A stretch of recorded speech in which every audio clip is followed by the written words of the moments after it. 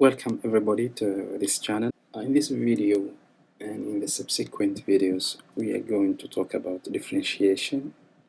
As a topic we'll try not to get in much, but we will just share with you the main things that you should know in differentiation. Now there are two ways you can solve any differentiation problem. One is using the limit, and then the other one is another simpler method which is very obvious. But in this video we are going to start with the how to find any derivative for any function using the limit method. I hope you can focus and watch it all. And in the subsequent videos we will also be talking about how you can use the other method. Okay, so let's say let me write here derivatives. So that is our topic, and let's say we have this function f of x equal to 4 minus x squared. So we are required to find the derivative of this function at this point f prime of 3. So after we find the derivative, we need to find at f prime of 3 what would be the value. Okay, so we are using the limit method. So it's going to be like this. If you want to find the derivative of fx using the limit method, you have to use this formula or definition. The limit as h moves to 0, f of x plus h, f of x plus h minus f of x all over h. So you have to use that formula to find the derivative of this function. So this is how we can apply it. So we are saying the limit, so this equal to is this equal to, okay, it's just f prime of x is equal to the limit as h moves to 0. So f of x plus h is just f of x. This is our f of x, right? So we are going to take this and then we add to the x, we will add h. So it will be like this. 4 minus bracket x plus h. So we will just write x plus h and then we will square it. Because our x here, or our x here in the f of x, it is squared. Okay. And then the next thing is we can subtract from f of x minus f of x. So our f of x is that one, which is just, we will take this one that we have because this is our f of x, 4 minus x squared. Then we will, let's close this, then we will divide everything with h, because here at the bottom we have h, right? Okay, and then our next thing will be take the limit. Always we will just say equal to limit as h moves to 0. So we're gonna expand this. So when you expand it, you will get 4 minus, if you expand this you get 4 minus, so it will be x squared minus 2xh minus h squared. That's what you're gonna get, minus, and then here is just obvious, 4 minus x squared. Okay, that is it, and then we will divide by h.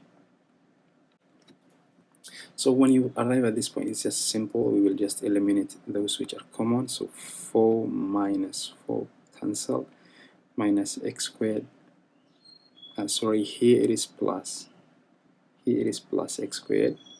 Because if you see, we have minus here, minus 4, and then minus 2 will be here, plus x squared. So here will be as well, will be cancelled. Minus x squared plus x squared.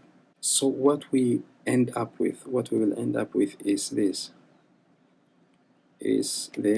Okay, is the limit as h moves to 0.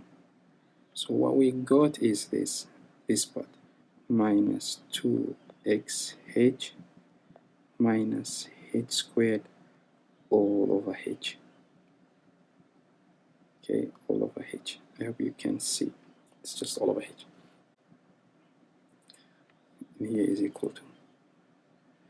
So we can factor out h. So how we factor out, we will say is equal to limit as h moves to 0. So if we factor out h, we will have h, and then we will have minus 2x minus h all over h. You know what we want is we want to get rid of this h. We want to get rid of this h. You see all of this h here, you cannot just substitute it with 0. You cannot just put 0. If you put 0 here or here, you will end up with, you cannot divide anything by 0. So it's going to be impossible. So we have to get rid of h, and this is what we got rid of it. Now we can directly substitute our h with 0. So we will have that our f prime of x, is equal to minus 2x, because h will be 0. Because if you now substitute and you say the limit of, as h goes to 0, of this function now, minus 2x minus h. Now this function, if you just put in the place of h, if you put 0, what you're going to get is minus 2x minus 0. So, and this is eventually give us minus 2x. Now our derivative for the function is, as you can see, it is minus 2x. Minus 2x is a long method, but that's how to do it when you're using the limit. When you're using the limit method. Okay. Now, if I just find the derivative of f3, let me use this piece here. So it is going to be like this. F prime of 3 is now equal to minus 2 times, instead of x, we will just say times 3. So it is giving us negative 6. Negative 6 is the answer to this, is the derivative, is the value of the derivative of this function. In the next video, I'm going to show you another example of how to use the limit way to find the derivative. Meanwhile, you can subscribe to my channel, click the ring so that you can receive all our videos in time. Thank you for watching.